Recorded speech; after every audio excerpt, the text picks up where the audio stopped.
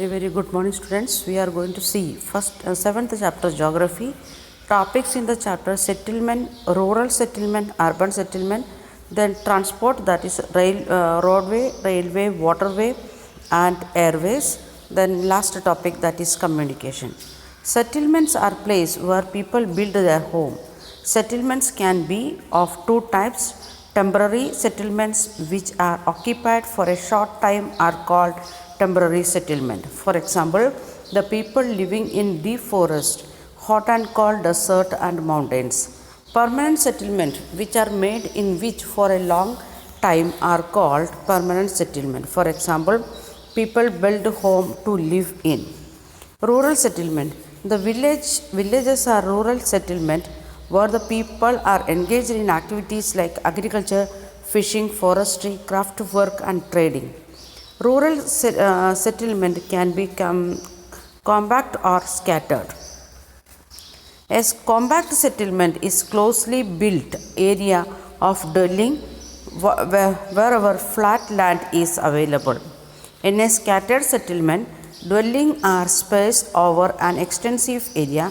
This type of settlement is mostly found in the hilly tracts, thick forest, and regions of extreme climate.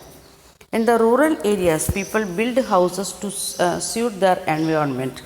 In region of heavy rainfall, houses having slanting roof. In regions where water accumulates in the rainy season, houses are constructed on a raised platform or a stilt. In the areas of hot climate, thick mud-walled houses are with a thatched roof. Urban settlements. The towns are small and the cities are larger urban settlements. In urban areas, the people are engaged in manufacturing, trading, and service. Next topic, it is transportation. Transportation is a means by which people and goods move. In early days, people had to walk and used animals to carry their loads. With the passage of time, different means of transport developed, but even today, people use animals for transport.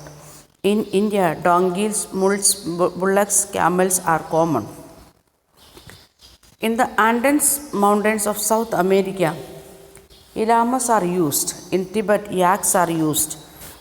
The four major means of transport are roadways, railways, waterways, and airways.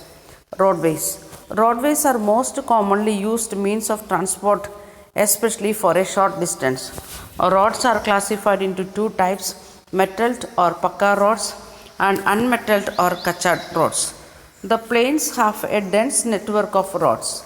Roads are also present in the terrains like desert, forest, and even high mountain.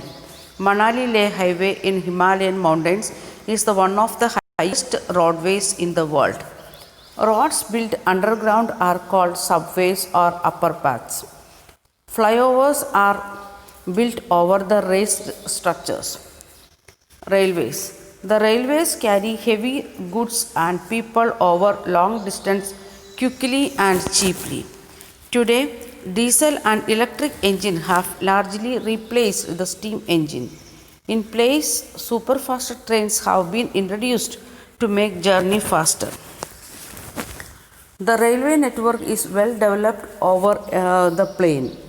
With the advanced technological skills, railway lines are also being laid in difficult mountain terrain also.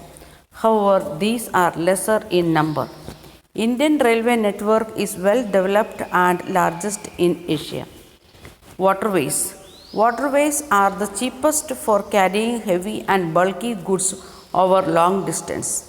These are mainly of two types: inland waterways and sea waterways. Inland waterways and sea water routes. Inland waterways, navigable rivers and lakes are used as inland waterways. Important inland waterways: Ganga Brahmaputra river system, the Great Lake of North American, and River Nile in Africa. Sea routes. Sea routes and oceanic routes are mostly used for transporting merchandise and goods from one country to another. These routes are connected with ports. Ports, important ports of the world: Singapore and Mumbai in Asia, New York and Los Angeles in North America, Rio de Janeiro in South America, Durban and Cape Town in Africa, Sydney in Australia, London and Rotterdam in Europe. Airways. Airways is the fastest way of transport, developed in the early 20th century. It is also the most expensive due to high cost of fuels. Air traffic is adversely affected by bad weather like fog and storm. It is the only mode of transport to reach the most remote and distant areas, especially where there are no roads and railways. Helicopters are extremely useful in the most inaccessible areas and in the time of calamities for rescuing people, distributing food, water, clothes, and medicine. Important airports are Delhi, Bombay, New York, London, Paris, Frankfurt, and Cairo. Communication. Communication is the process of conveying message to others.